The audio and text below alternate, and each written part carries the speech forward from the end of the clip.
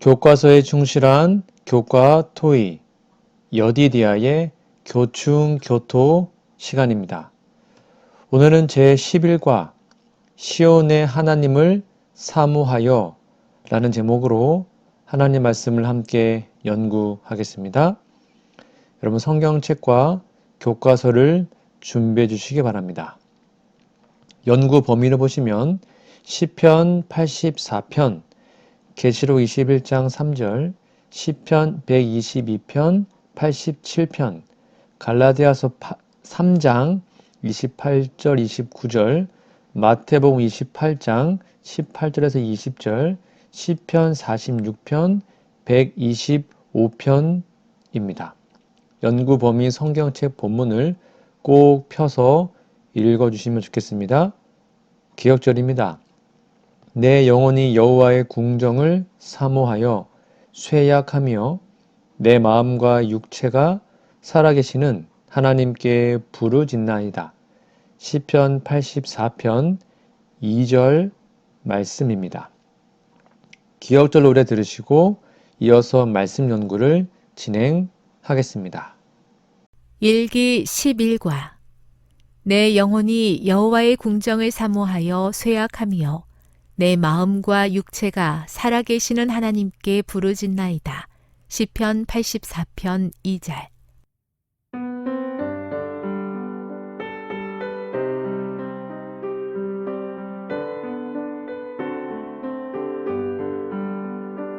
내 영혼이 여호와의 궁정을 사모하여 쇠약함이여 내 마음과 육체가 살아계시는 하나님께 부르짖나이다. 시편 84편 2절.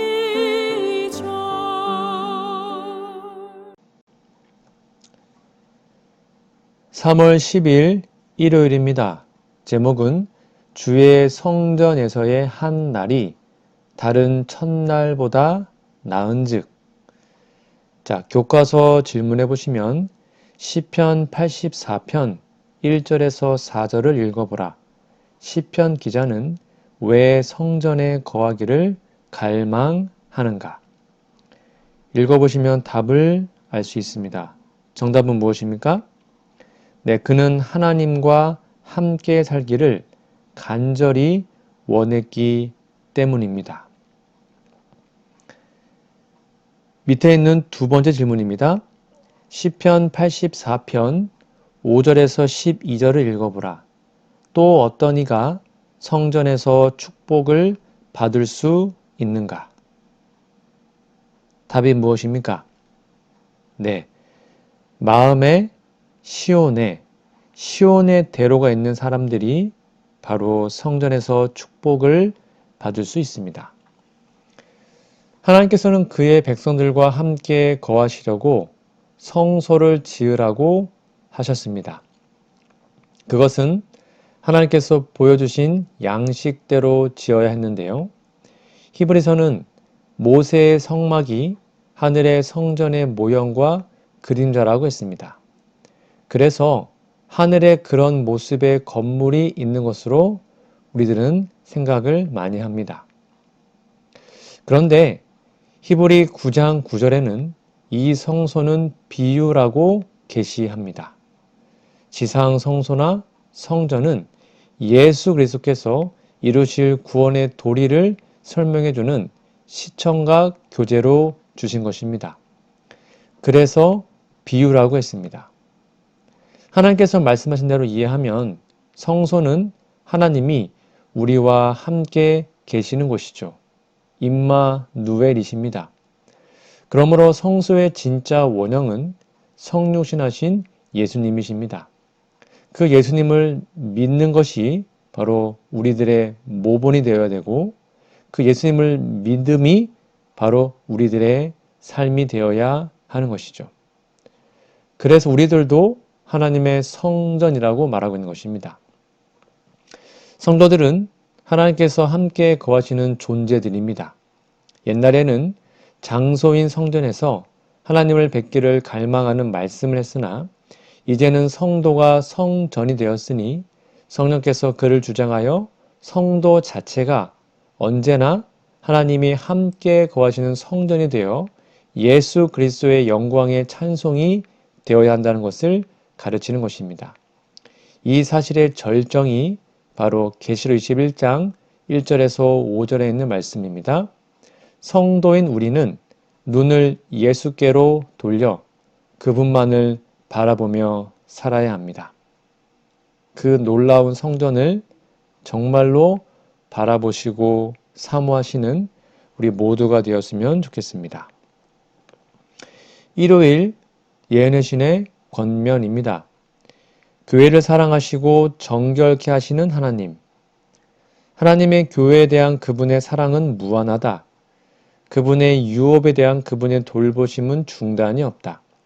그분께서는 교회의 정결, 교회의 현재와 영원한 유익을 위하여 반드시 필요한 것 외에는 어떤 고난도 교회에 들어오도록 허용하지 않으신다. 그분께서는 지상 봉사의 처음과 마지막에 성전을 정결케 하신 것처럼 당신의 교회를 정결케 하실 것이다. 교회 증언 9권 228페이지에 있는 말씀입니다. 3월 11일 월요일입니다. 제목은 예루살렘의 평화를 위한 기도. 자, 교과서 질문해 볼게요. 시편 122편 1절에서 5절을 읽어보라. 여호와의 집에 올라가자라는 말에 시편 기자는 어떤 감정을 느꼈는가? 그들은 예루살렘에서 무엇을 찾기를 기대하는가? 정답이 무엇입니까? 네, 시인은 기뻐했습니다. 여호와의 성전에 올라가자 할 때 기뻐했습니다. 여호와의 이름에 감사하고 그곳에서 전례를 찾으며 심판의 보좌를 기대했던 것이죠. 밑에 있는 두 번째 질문입니다. 시편 122편 6절에서 9절을 읽어보라. 이 구절에서 하나님의 백성의 주된 기도는 무엇인가? 주된 기도가 무엇입니까? 네, 바로 예루살렘의 평안을 구하고 복을 구하는 것입니다. 예루살렘은 그 뜻이 평화의 마을 또는 평화의 도성입니다. 그런데 세상에서는 그 도성을 평화롭게 두지 않았습니다. 예루살렘과 대조되는 도시가 바벨론인데요. 바벨론은 그 뜻이 혼잡인 것, 우리들은 다 잘 알 것입니다. 혼잡은 안정을 주지 못합니다.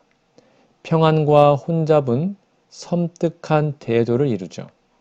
진정한 그리스도인은 평강의 왕이신 예수님과 함께 예수님이 주시는 평안을 누려야 하는데 세상이 예루살렘을 평화가 아닌 전쟁의 도시로 몰고 간 것처럼 예수님의 평안을 갈구하고 기도하며 그 평안을 다른 이에게도 나눠주기를 바라는 성전인 성도들을 흔들고 혼잡하게 하는 것입니다. 그러나 성도는 자신이 성령께서 거주하시는 성전인 것을 깊이 생각하며 아무도 빼앗을 수 없는 예수님의 평안 간직한 사람, 예루살렘이 되었으면 좋겠습니다. 그래서 성도들 곁에 있으면 참 평안을 누릴 수 있는 존재가 되면 얼마나 좋겠습니까? 옛날 예루살렘이 바벨론에 포위되고 포로가 되었듯이 오늘날도 세상이 성도들을 애워싸고 평화를 혼잡하게 합니다. 절대적 평화만 있는 새 예루살렘, 그 하늘이 정말로 그립습니다. 그러한 하늘에 속히 가기를 간절히 바랍니다. 월요일 예언의 권면입니다. 손을 내밀어 붙잡기만 하면 되는 마음의 평안. 그대들이 사모하는 바는 평안, 곧 마음속에 하늘의 용서와 평안과 사랑을 얻는 것이다. 이것은 돈으로 살 수 없고 지력으로도 얻을 수 없고 지혜로도 구할 수 없나니 그대 자신의 노력으로는 그것을 도무지 얻기를 바랄 수 없는 것이다. 그러나 하나님께서는 이것을 돈 없이 값 없이 선물로 제공하신다. 만일 그대들이 손을 내밀어 붙잡기만 하면 그것은 그대들의 것이 된다. 정로의 계단 49페이지에 있는 말씀입니다. 3월 12일 화요일입니다. 제목은 시온 열방의 본향인데요. 자, 교과서 질문을 볼게요. 시편 87편 1절 2절을 읽어보라. 시온이 그토록 사랑받는 이유는 무엇인가? 답이 무엇입니까? 간단하죠? 하나님의 터전, 하나님의 집이 바로 시온에 있기 때문입니다. 밑에 있는 두 번째 질문입니다. 시편 87편 3절에서 7절 읽어보라. 시온에 대해 언급된 영광스러운 일들은 어떤 것인가? 답이 무엇입니까? 모든 구원받은 자가 다 시온에서 출생하기 때문입니다. 시온이라는 단어의 뜻은 요새라는 것입니다. 즉 군사 용어이기도 하는데요. 그곳은 예루살렘 성전을 지은 곳이고 다윗성이 둘러있는 곳입니다. 하나님의 집은 세상을 이기는 군사들의 요새입니다. 그것은 하늘 예루살렘을 상징하기도 합니다. 시편 87편은 하늘의 시온을 상징하는 시편입니다.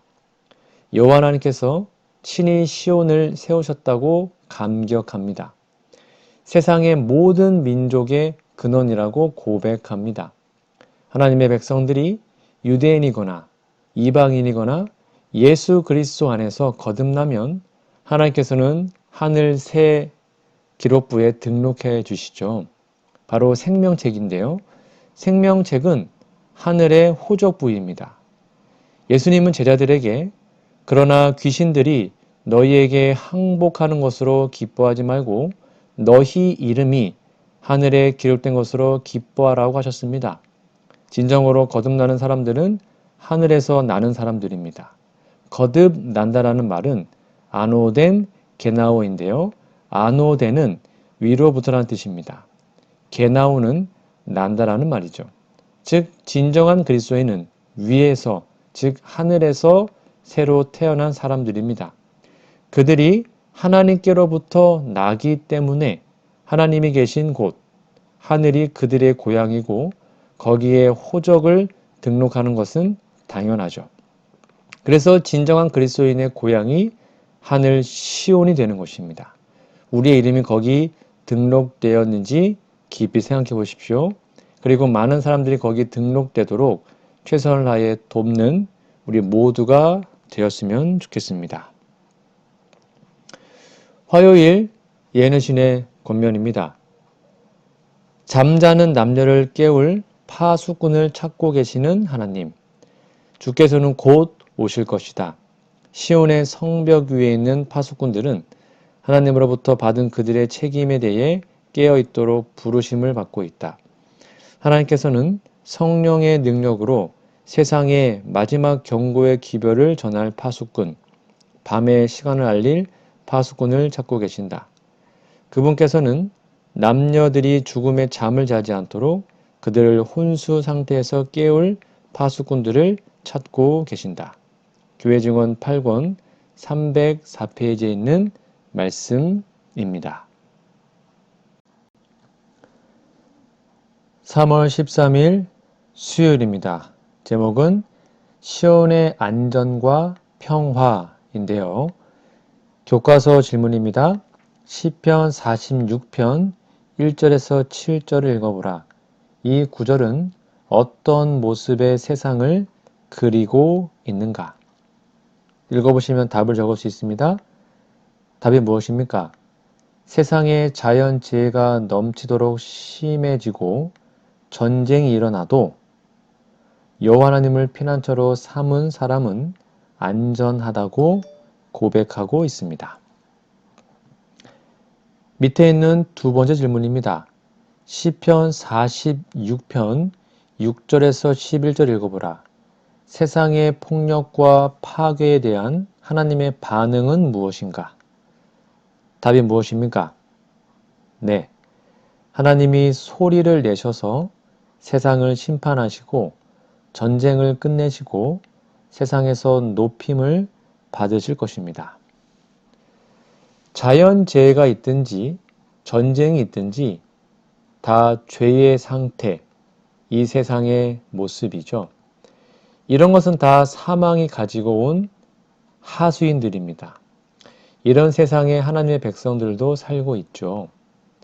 앞에는 여러 과에서 성도들이 세상의 괴롭힘을 겪는 것에 관하여 말합니다. 사람들은 하나님이 계시면 왜 이런 일을 그냥 두시냐라고 투덜거립니다. 그것은 현재 이 세상을 누가 주관하는지 잘 모르기 때문에 투덜거리는 겁니다. 누가복음 4장 5절부터 보면 마귀가 또 예수를 이끌고 올라가서 순식간에 천하만국을 보이며 가로되 이 모든 권세와 그 영광을 내가 너에게 주리라. 이것은 내게 넘겨준 것이므로 나의 원하는 자에게 주노라. 그러므로 네가 만일 내게 절하면 다 너의 것이 되리라. 사탄 마귀는 감히 예수님 앞에서 떳떳하게 주장합니다. 인류의 시조인 아담이 사탄에게 이 세상 통치권을 넘겨주었죠. 그러자 아담은 생명에서 사망으로 타락했고 에덴 동산 곧 낙원으로 창조된 세상은 땅이 저주를 받아 창조의 원래 모습은 대단한 격변으로 변질되었습니다. 생명이 사망으로 변질했으니 다른 것의 변질은 말할 필요도 없죠. 그래서 구주의 약속으로 사람이 구원, 곧 사망에서 생명으로 옮길 수 있는 기회를 주셔서 은혜 받을 때와 구원의 날을 주신 것입니다. 그래서 예수님을 믿고 구원받았어도 재림하셔서 새하늘과 새 땅을 창조하기 전까지 이 세상에는 46편이 표현한 환난과 재난이 있는 것입니다. 그래서 주님이 속히 재림하셔야 하는 것입니다. 그날이 속히 오기를 간절히 바랍니다. 수요일 예언의 신의 권면입니다. 주님은 안식과 평화를 주는 피난처. 주께서는 그분의 백성을 죄악 세상에서 데려가시겠다고 제의하지 않으시고 우리에게 결코 실패함이 없는 피난처를 가리켜 주신다. 그분은 피곤하고 근심에 눌린 사람들에게 수고하고 무거운 짐진 자들아 다 내게로 오라. 내가 너희를 쉬게 하리라고 초청하신다. 우리의 염려를 다 주께 맡겨버리고 우리는 하나님 안에서 안식과 평화를 찾을 수 있다. 왜냐하면 하나님께서 우리를 돌보시고 있기 때문이다. 부조와 선지자 294페이지에 있는 말씀입니다. 3월 14일 목요일입니다. 제목은 요동하지 않는 시온산처럼. 자, 교과서 질문해 보시면 시편 125편 1절 2절을 읽어보라. 하나님을 신뢰하는 사람을 어떻게 묘사하고 있는가? 읽어보시면 답을 알 수 있습니다. 답이 무엇입니까? 시온산이 요동하지 않는 것처럼 흔들리지 않고 여호와께서 그들을 둘러 영원토록 돌보십니다. 밑에 있는 두 번째 질문입니다. 시편 125편 3절에서 5절을 읽어보라. 의인은 어떻게 시험을 받는가?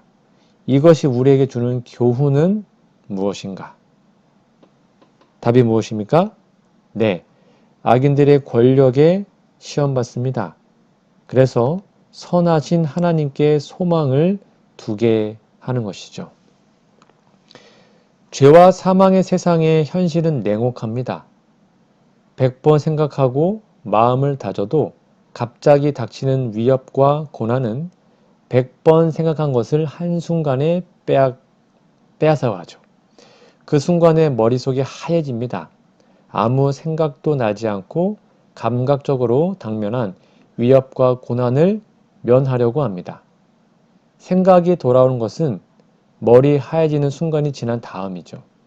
이미 위협을 면할 인간적 방법을 실천한 후입니다. 베드로가 예수님을 저주하며 부인했던 사건이 바로 그런 사건입니다. 죄는 사탄에게 속하여 하나님의 생명을 받아들이지 않는 것인데요. 그래서 예수님은 죄에 대하여라 함은 저희가 나를 믿지 아니함이요라고 말씀하신 겁니다. 예수님이 생명이십니다. 예수님이 없으면 생명이 없습니다. 생명이 없으면 죽은 존재입니다. 그들에게 나타나는 현상은 썩는 것입니다. 그리스도인은 이런 죽은 자들이 묻히지도 못하고 널브러진 광장에서 에스겔처럼 생기를 명하여 그들에게 들어가라고 외치는 살아있는 사람들이죠. 산 자가 죽은 자들이 널브러진 광장에 있다면 견디기 쉽지 않겠죠? 썩는 냄새도 나고 죽은 모습도 보고 느끼는 것이 괴로울 겁니다. 그러므로 진정한 그리스도인이 예수님의 생명으로 산 자가 된 사람들이 세상에 받고 느끼는 고난이 바로 이런 것입니다. 그러나 그들은 주님을 의지하고 시온산이 견고한 것처럼 견고합니다. 이 말씀을 꼭 믿으시면 좋겠습니다. 목요일 예언의 권면입니다. 사람을 신뢰하는 대신 하나님께 의지하라. 우리는 모든 일에 하나님을 의지한다는 것을 인식할 필요가 있다. 우리는 사람을 너무 신뢰하고 사람의 꾀를 지나치게 의뢰한다. 그러면서 하나님께서 주시는 능력에 대해서는 너무도 적게 신뢰한다. 우리는 하나님의 동역자들이다. 사람이 하는 역할이 말할 수 없이 미약하지만 그가 그리스도의 신성과 연결된다면 그는 그리스도께 주시는 능력을 통하여 모든 것을 할 수 있다. 시물교훈 82페이지에 있는 말씀입니다. 오늘은 제11과 시온의 하나님을 사모하여 라는 제목으로 함께 은혜의 말씀을 나누었습니다. 여러분 연구 범위 성경 본문을 꼭 읽으셔야 합니다. 그리고 기억절도 외워주시면 감사하겠습니다. 오늘 말씀을 다시 한번 좀 정리하면 시온에 계신 하나님을 바라봅시다.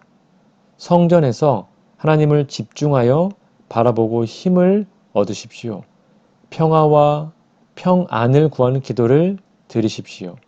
시온, 예루살렘 지구는 영원히 번영할 것입니다. 영원한 하나님의 나라가 다가오고 있습니다. 시온 산처럼 흔들림 없이 의인의 길을 걸어가는 우리 모두가 되기를 간절히 바랍니다. 우리 다음 주에는요. 12과 영원토록 여호와를 경배함 이라는 제목으로 하나님 말씀을 함께 연구하겠습니다. 다음 주까지 영육간에 강건하시고요. 우리 기도하고 마치겠습니다. 하나님이신 아버지, 시편 기자처럼 우리도 하나님의 성전에서 기쁨을 찾기를 원합니다.